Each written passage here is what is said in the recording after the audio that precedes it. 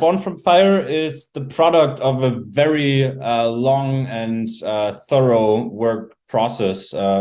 We put a lot of effort into this record, and I believe that, I mean, this is our second album released. It's the sophomore record, and I'm sure like it's a hell of a step up compared to the first one, in my humble opinion. But the amount of time we spend on like really every last detail is insane. And obviously there's a lot of new and fresh ideas on this record because, well, there's a new lineup.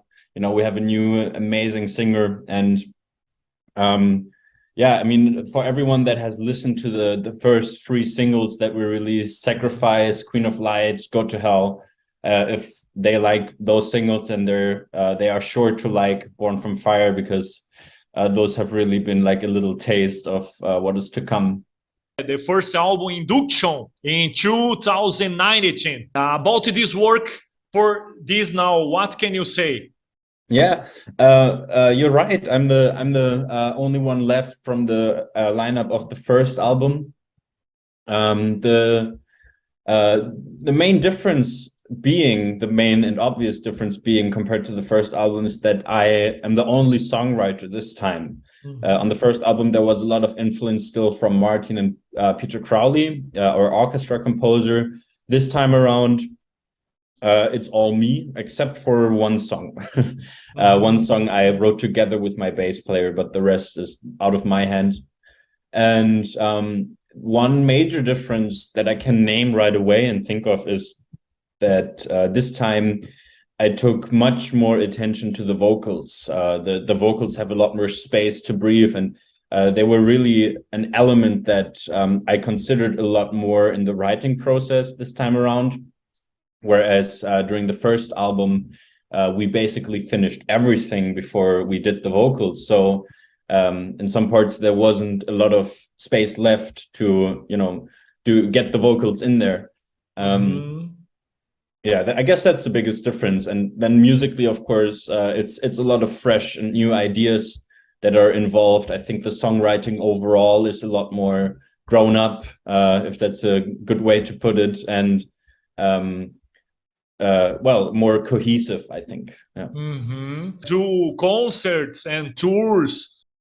Yeah, we are right now in the preparation for the tour for the release. We're going to be on tour with Sirius Black and Skeleton here in Europe. And yeah, we're super excited. It's going to be the first time that we hit the road with this lineup and with this album. And it's really an experiment to see what can happen, because like a lot of things have changed positively for us. Us also now being partnered with Atomic Fire and Nine Lives Booking.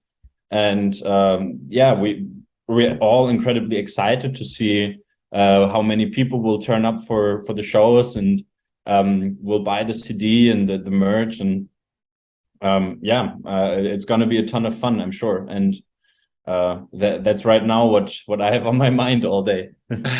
What are your plans for the future? Future world.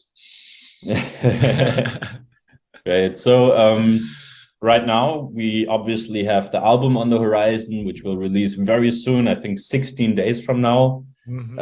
Super excited about that. Then right away we're on tour for 2023.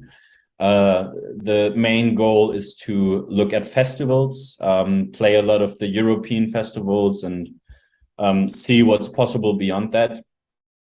We want to arrange at least one good support slot for us, so a longer tour with another band that we have a good package that we can follow along and just see how it goes. So it's going to be at least one tour, hopefully, and lots of festivals. Beyond that, music-wise, I have 2 more singles planned that I think would make a good release for next year. Yeah, and then of course keep working on the 3rd album already, and you know, we want to keep up the pace and be able to release something very soon. There was a longer wait from the first album to the second, so due to many complications like COVID and all that stuff. So now we're committed to give it back to the people and not let them wait.